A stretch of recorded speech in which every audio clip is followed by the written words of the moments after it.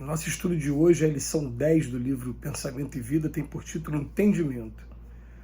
O cultivador do campo não prescinde do arado com que sulcará o corpo da gleba.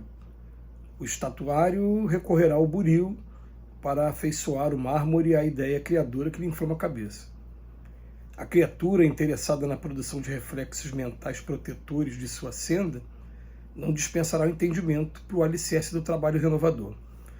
Entendimento que simbolize fraternidade operante, simpatia que se converta em fulcro de força atrativa, exteriorizando-nos a melhor parte, para que a melhor parte dos outros se exteriorize ao nosso encontro. Todos somos compulsoriamente envolvidos na onda mental que emitimos de nós, em regime de circuito natural.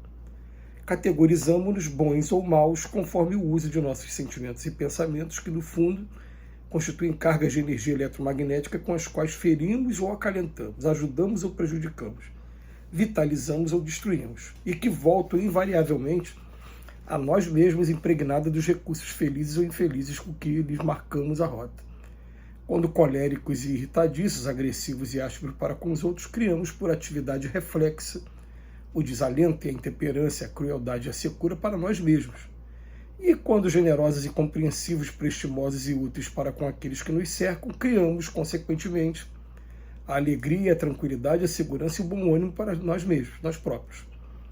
Responde-nos a vida em todas as circunstâncias, em todas as criaturas, segundo a natureza do nosso chamamento. Até o ingresso na consciência cósmica, todos os seres se distinguem pela face de luz, com que se alteiam para os cimos da evolução, e pela face de sombra, pela qual ainda sofrem a influência da retaguarda. A própria posição vulgar do homem na Terra vale por símbolo dessa condição específica. Por cima, o fulgor pleno do sol, por baixo, a escuridade do abismo. Todos recolhemos do Pai Celeste os estímulos ao futuro e todos padecemos os reflexos do passado a se nos projetarem sobre a existência.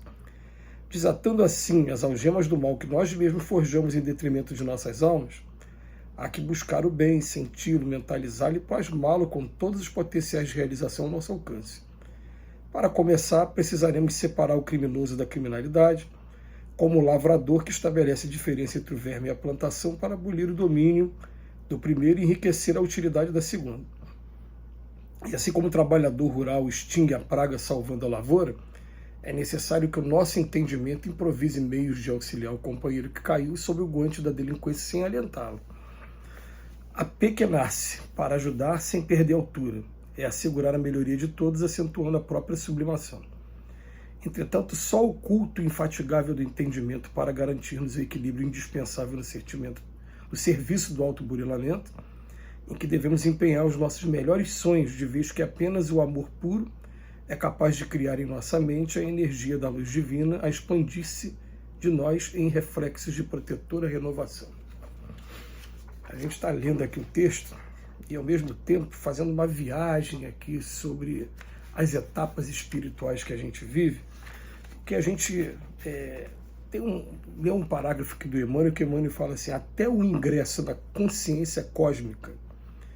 E a gente tem falado muito sobre vibração, sobre frequência, como na lição anterior falava do pensamento, e vai ter um dia que a gente não vai precisar mais do corpo físico, seremos simplesmente espíritos do outro lado, e que estaremos de vez, definitivamente, na consciência cósmica. O que é? Ela sempre existiu, ela está aqui, ela está num ponto superior a gente. E a gente fica olhando, a gente ainda não consegue sintonizar direito com ela. Alguns aqui na Terra conseguem até antever alguma coisa, um reflexo pálido, mas a gente não conseguiu ingressar nessa consciência cósmica definitivamente. E o Emmanuel, ele vem falando para a gente o seguinte, ele vem falando para a gente que, em primeiro lugar, a gente está vivendo num mundo em que, quando a gente chegou aqui, a gente chegou ainda dando muito trabalho, porque a gente estava ainda, os espíritos que saímos da mão do Criador e ficamos estagiando em mundos primitivos. Quando a gente foi promovido para cá, para o mundo de expiações e provas, a gente chegou aqui ainda trazendo muita selvageria dentro da gente, muita vida instintiva ainda, muito lá dos primórdios ainda. E quando a gente chegou aqui, é claro, a gente cometeu crimes, a gente ainda passou ainda por etapas de transição. Mas aí a gente chega aqui no mundo de expiações e provas, e a primeira coisa que a gente vai aprender é a buscar disciplina na gente mesmo. Aí depois que eu comecei a não mais violar as regras, não ser mais um criminoso, eu vou ficar um tempo ainda buscando as virtudes, desenvolver as virtudes, até que chega um ponto que a gente descobre que a virtude maior do mundo de expiações e provas é entender, é o entendimento, é a gente poder respeitar todo ser humano que está convivendo com a gente e, ao mesmo tempo, procurar, de alguma maneira, estender a mão a todos eles. Mas o Emmanuel vai pegar aqui o início da lição para mostrar para a gente gente atrai de acordo com a nossa, o que a gente está pensando e o que a gente está sentindo. Então, se for um entendimento que simbolize fraternidade operante, a gente vai trazer para a gente uma simpatia também, e ele vem falar para a gente uma experiência que não vale nem a pena a gente submeter essa experiência, mas a gente apenas observar como é que acontece com a gente. Ele fala para a gente, quando eu estou colérico, irritadiço, agressivo, áspero, o que acontece? Eu vou trazer para mim, pela lei de causa e efeito também, desalento, intemperância, crueldade, isso é cura para a gente. E até a reação das pessoas também. Agora, quando você procura ser generoso e ser compreensivo, prestimoso e útil, as pessoas que nos cercam também vão ter essa alegria, tranquilidade, segurança e bom ânimo para nós próprios. Isso é lei da física. É claro que se a gente estiver num ambiente mais voltado para o primitivismo, a gente vai tentar ser simpático e as pessoas ainda estão naquela etapa evolutiva que não só aceita os que forem iguais a ele. Tudo bem, a gente pode até ter uma reação ainda contrária, negativa. Mas, de regra, aqui no mundo de expiações e provas, se a gente, vamos botar que todo mundo aqui tem sede de justiça, você encontra uma pessoa, até nos ambientes mais criminosos, não, eles vão falar assim, a pessoa chegou aqui na boa, a pessoa conversou na boa, e vão usar aquele termo, né, foi papo reto, desenrolou aqui, né, vão usar os termos que normalmente eles usam, mas vão ter uma compreensão maior. Agora, se você chegar em qualquer lugar colérico e retardado, você vai atrair para você também na mesma moeda, ou em moeda pior, porque aqui nesse mundo definitivamente não tem olho por olho, dente por dente, não. Às vezes você falar um palavrão, você recebe um tiro. Olha a desproporcionalidade, né? Mas ele fala para a gente, responde-nos a vida em todas as coisas e em todas as criaturas, segundo a natureza do nosso chamamento. E até a gente ingressar definitivamente aqui na consciência cósmica, todos os seres se distinguem pela face de luz e pela face de sombra. Então, aqui na Terra, todos nós temos sombra e temos luz.